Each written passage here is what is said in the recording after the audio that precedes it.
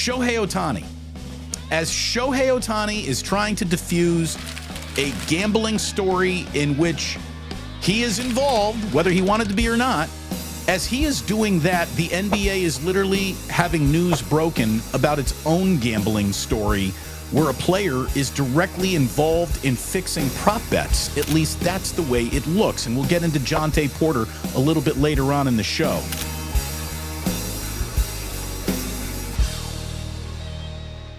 And right on that was Pandora's box. Because, folks, it's cracking open.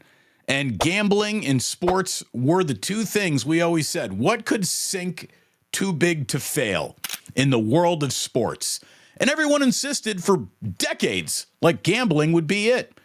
Then a huge pivot to not just embracing the concept of people are betting on these games, and we can talk about spreads, but we are now in business with the apps, with the means to be betting on these games and sports books. And it is a world that no one ever thought would happen.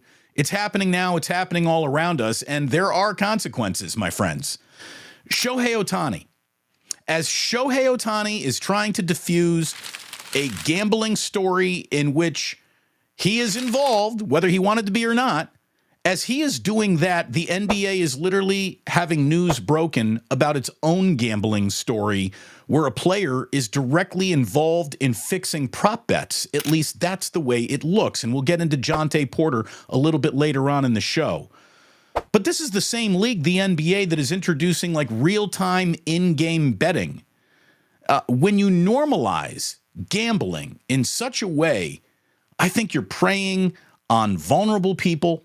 I think you are creating an environment where fringe players, there's certain players, and this is why the Ohtani story has been so amazing, because this man's worth $700 million. So you're never going to have winnings in gambling that trump that. So why would you mess with it? Which is why no one can figure out how he's even involved in this story. And he's denied that he is involved in any way other than having the bank account that got tapped into.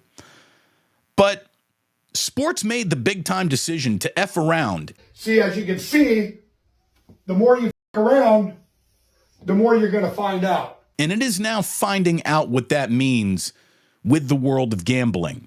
And by the way, this isn't a morality thing with me at all. I think that, responsible wagering is something that's like responsible drinking. Do it if you're an adult and don't overdo it.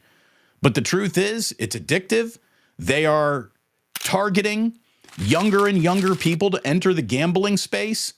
And it's just, I feel like there is a time bomb that is going to go off in the sports world, and we're having all sorts of little fireworks shows going off in the meantime. The biggest fireworks show being Shohei Ohtani. This Jonte Porter story is something else.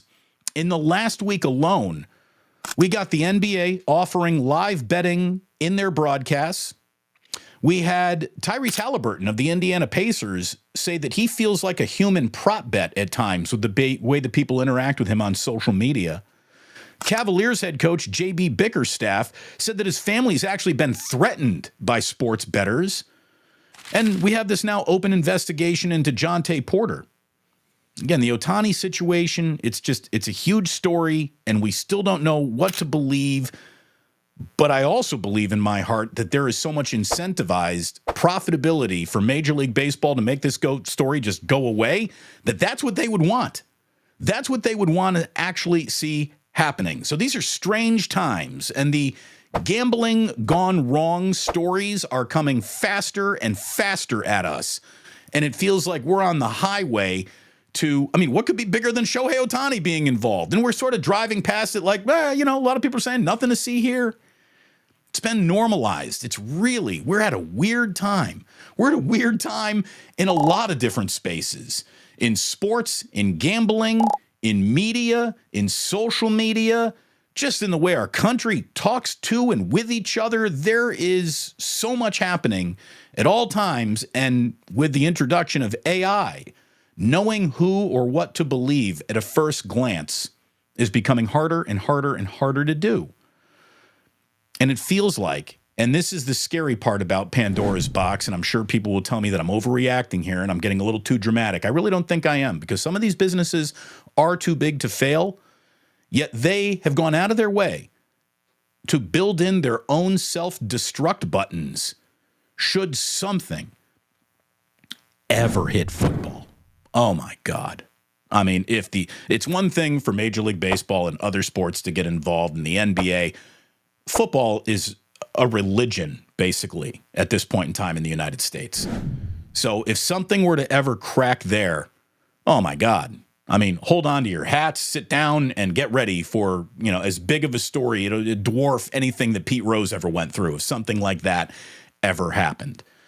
And we've seen NFL players and NFL teams having to suspend a group of players for placing bets on facility properties. And it's a snowball that's getting bigger and bigger every single time you look at it. And it's rolling right down the mountain. And it feels like it's kind of coming for just about all of us. It really does.